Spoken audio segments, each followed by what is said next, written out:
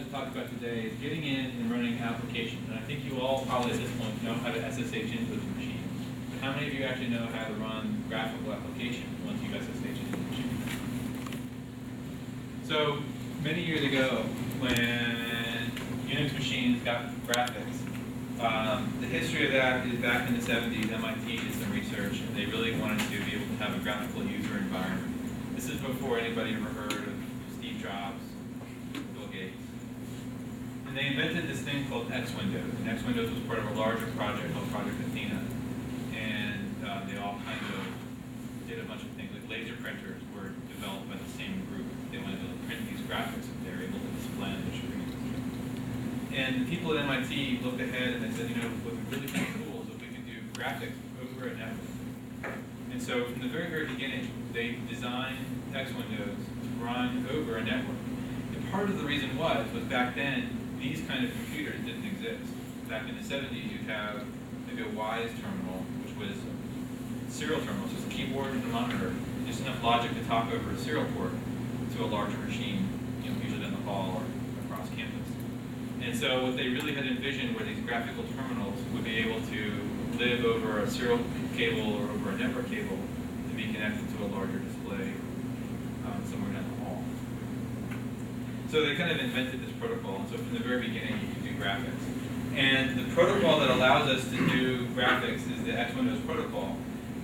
The trick is, though, that it turns things around. If I said, where's the server and where's the client in this room, where would you point? Where's the server? Probably not in this room, right? But the clients are all here, the servers across the hall. In X Windows, it's flipped. Your screen is the display server, so wherever your screen is displaying at. And the program that's feeding the display is the client. We'll come back to why that's an issue later on. The easiest way for you to get in and run applications is to use the SSH ability to tunnel an X Windows connection. And if I SSH into Clipper with a dash capital X, instead of just SSHing into Clipper directly,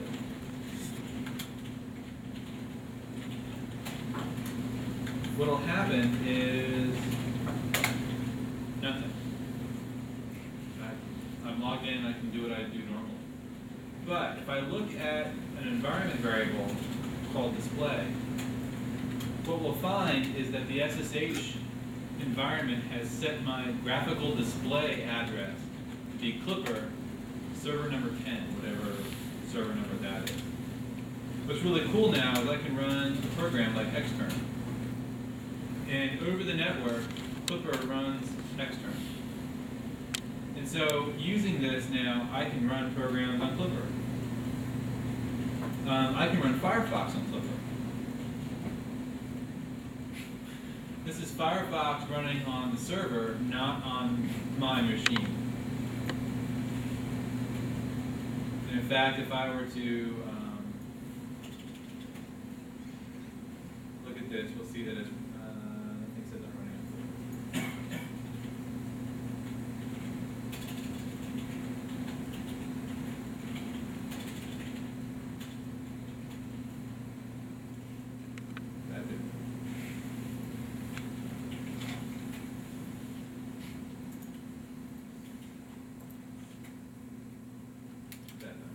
So if I look at this now, this is a program I wrote and it just shows all kinds of stuff like the web connection. And what we see is that, no, still doesn't say. How about that? Oh, there it is. Remote address is Clipper, which is kind of not surprising. I'm going from Clipper to Clipper. But this allows us to run programs on Clipper from anywhere. So for instance, oh, that's not there.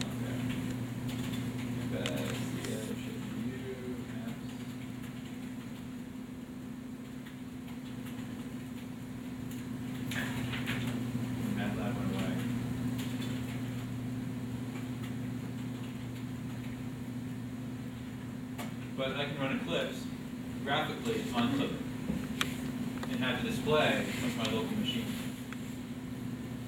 which is all kind of nice. This is going to take a little while to run. Just feeding the graphics in over the network. why would you want to do that? Well, some applications like MATLAB are supposed to be installed. And I'll go yell at people who do RT to get MATLAB put back in. But wherever you have an X Windows client, sorry, an X Windows display server, because remember they're flipped, you can SSH into a Linux box with a -X and run graphical apps and have them come to your display. So, for instance, if you're on a Mac, you don't need to have Linux in a VM. You can just have access to the internet, SSH in the -X clipper, or really any of these machines, and run any of the applications as if you were sitting here, which is kind of a neat trick. But sometimes that's not the only way that you want to be able to do this. I mean, if you just want to run one application, that's not bad. One of my other favorite things is if you have a Mac or a Linux box, or you can download this program for Windows, you can run the program XNest. And the way XNest works is you tell it where you want to go and what display you want to use. So we're going to connect to MCT 164SO1, which is a machine next door, and we're going to make a display on this machine called number 5. And what XNest is going to do is it's going to open up a connection to that machine, and all these machines, all 32 machines in this room and all 60 machines in that room, will give us a graphical, or they're all set to give you a login session. So wherever you are, that you have X Windows, you can get, and you can get to our machine, you can get to the graphical window remotely, which is really a neat trick because maybe I didn't fix that. Why? If I'm SSHing using the terminal, so I'm using SSH my name at cs.ship.edu. Is put in my password. You know, I'm sure it's the right password. I've tried it 9 times now, and it's just like permission denied. All right. But basically, you see there's a little bit of recursion going on. We have our native application, and I have my internal application. So it doesn't matter that I'm coming from a Linux box. Any machine that can run an X Windows display server, and there are free ones available for Windows, and they come with Mac and Linux, can run X Windows. So, could you set it up so that you connect back to the original one and set up some kind of network traffic? Yeah. I can make a script that would connect from here back to there, and there back to here. Oh, sure. It'll just get really slow really fast. But the nice thing here is, as you move around, you can do whatever you want to do, and it's going to work. So again, if you're at home, you can use X Windows to connect into the lab machines and access all of our software, the whole lab environment, and you can pick a machine at random. You're more than likely going to have the full control of that one machine, which will be faster than trying to all have everybody use Clipper. Because eventually Clipper is going to get boggled down all the time. So this X Windows thing is really cool. The problem is, and like I said, the display server client thing are flipped. And if you're at home, one of the big problems with that is you probably have a NAT router set up.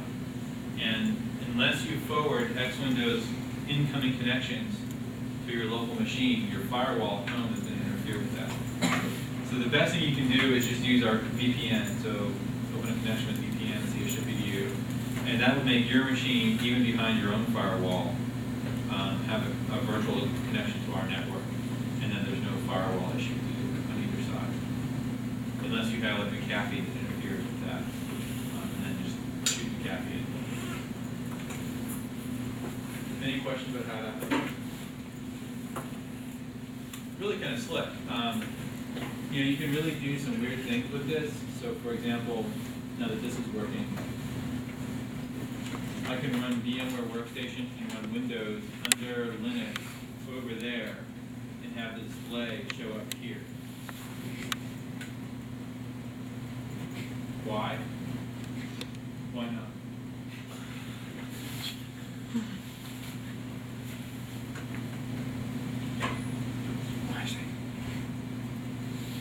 Ooh, XNest was crashed. never seen that happen. There's a lot in these tech talk things. Just means we're trying harder, that's all.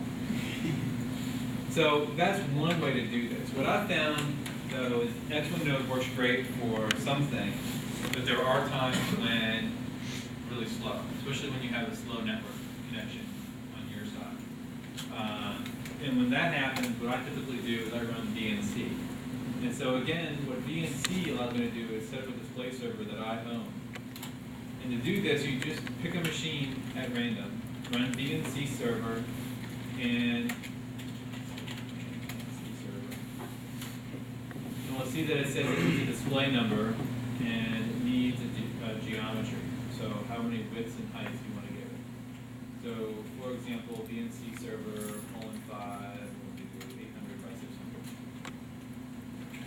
We put it on 5, so we'll do number 6. Okay, so at this point, VNC server has started. It's on machine 162S32. And it's created a graphical session for me, and it's just sitting there waiting for me to connect to it. And wherever you are, you can do a VNC viewer, and you tell it what machine you want to connect to, MCT 162S32:6.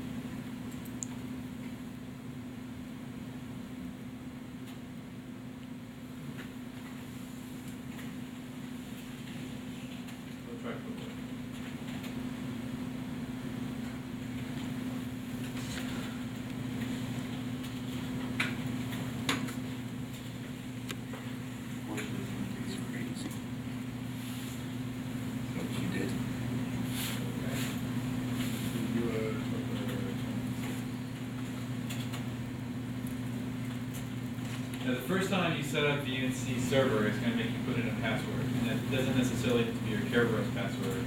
It's the password that you use to reconnect to your VNC session. So it can be different from anything you want. And the only thing about VNC server that's really kind of weird is when it connects, it takes you to this screen.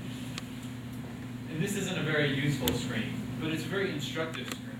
What's missing from this screen?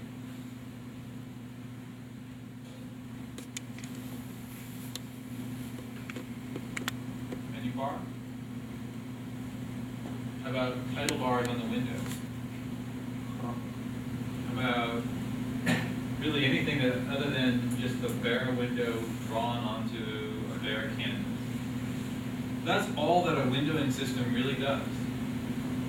And whether you're talking about Microsoft Windows or the latest thing from Apple or even with Linux, the windowing system is just managing windows. What we really need here is a window manager.